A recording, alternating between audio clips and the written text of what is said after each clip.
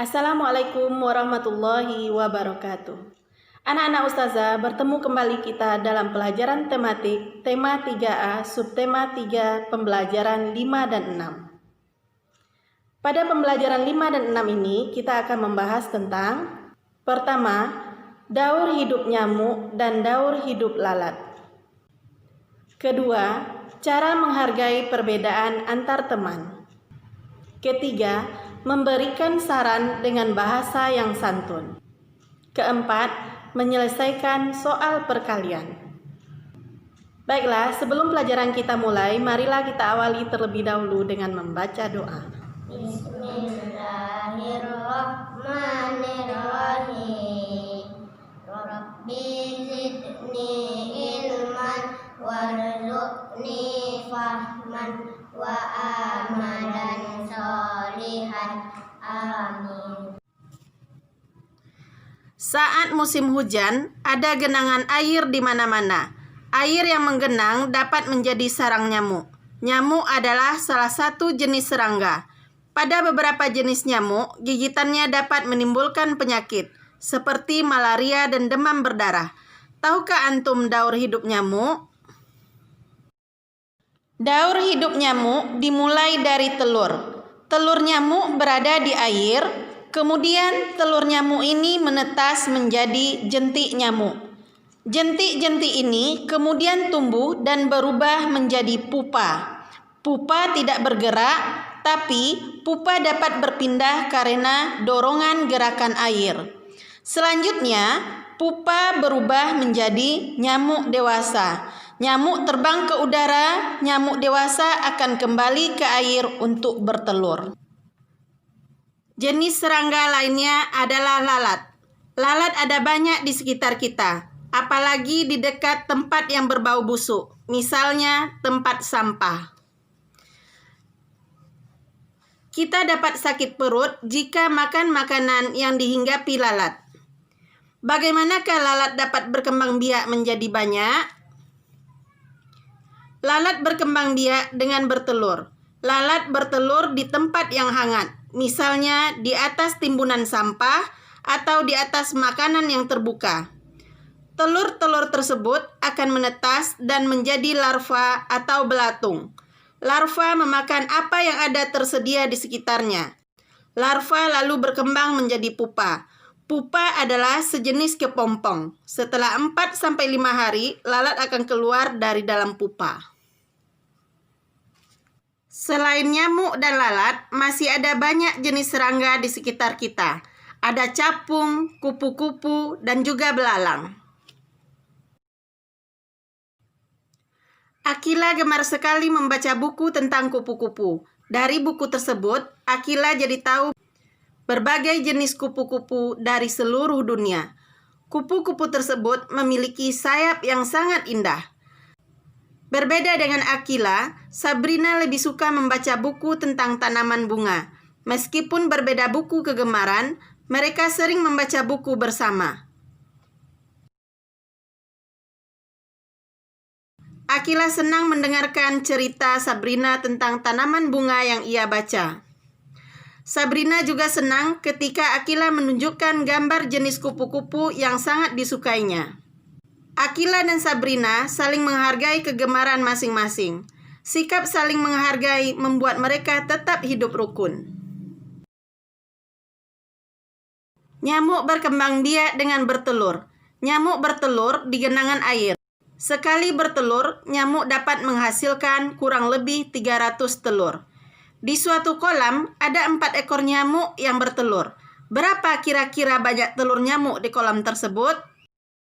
Untuk menyelesaikannya, dapat kita cari dengan cara 4 dikali 300 telur. Maka, jumlah seluruh telur nyamuk adalah 300 ditambah 300 ditambah 300 ditambah 300. 4 dikali 300 adalah 1200. Jadi, seluruh telur nyamuk di kolam tersebut adalah 1200 telur. Tumpukan sampah merupakan tempat berkembang biak lalat. Selain itu, sampah juga menimbulkan bau yang tidak sedap. Lingkungan yang kotor membuat kita tidak nyaman. Lingkungan kotor juga menyebabkan banyak penyakit. Kebersihan lingkungan adalah tanggung jawab kita bersama. Jika lingkungan sekitar kita kotor, kita dan masyarakat sekitarlah yang akan merasakan akibatnya. Kita akan merasa tidak nyaman. Oleh karena itu, kita harus bekerja sama dalam menjaga kebersihan lingkungan. Kita wajib mengingatkan jika ada orang lain yang mengotori lingkungan. Ingatlah untuk melakukannya dengan cara yang santun.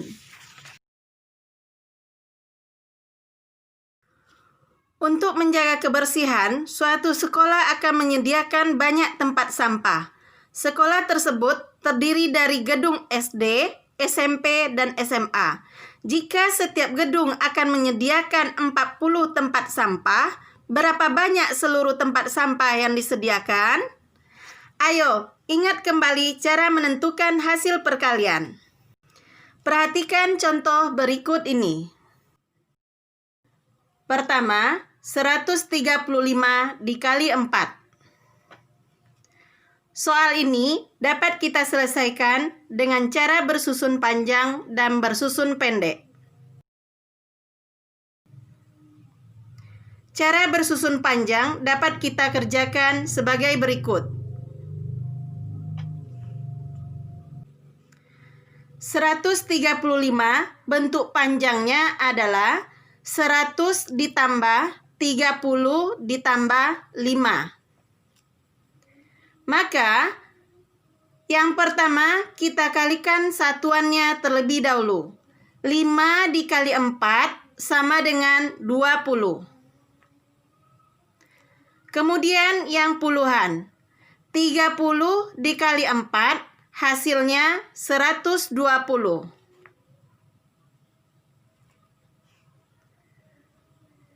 Dan yang ratusannya, 100 dikali 4 sama dengan 400. Lalu, kita jumlahkan semuanya, maka dapat hasilnya 540.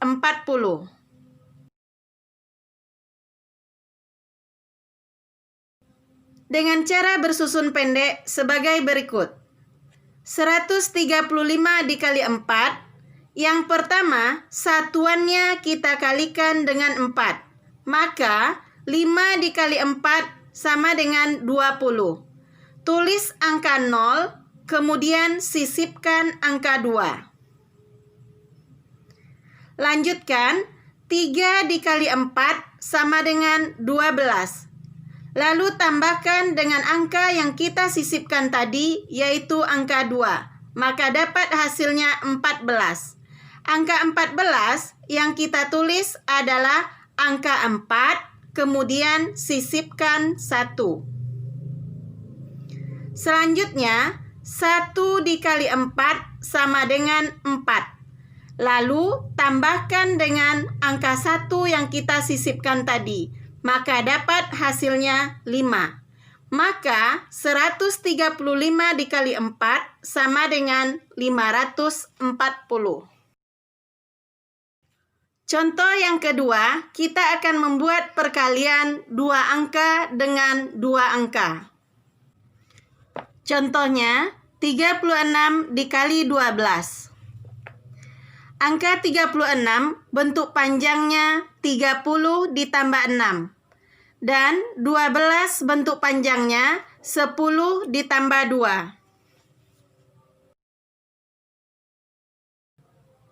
Penyelesaiannya dengan cara bersusun panjang adalah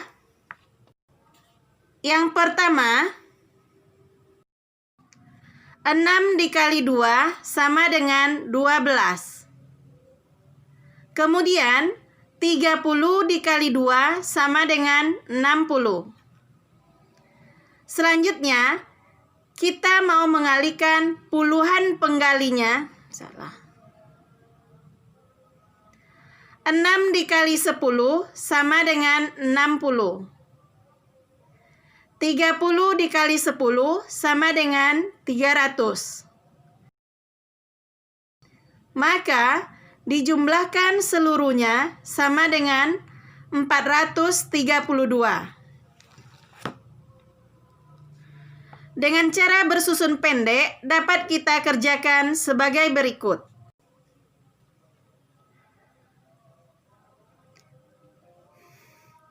Yang pertama, 36 kita kalikan dengan satuan dari angka 12. Selanjutnya, 36 kita kalikan dengan angka puluhannya, yaitu angka 1. Maka, 6 dikali 2 sama dengan 12. Tulis angka 2, sisipkan 1. Kemudian, 3 dikali 2 sama dengan 6. Tambahkan dengan angka yang kita sisipkan tadi, yaitu angka 1, maka hasilnya 7. Nah, 36 sudah selesai kita kalikan dengan angka 2. Selanjutnya, 36 kita kalikan dengan 1.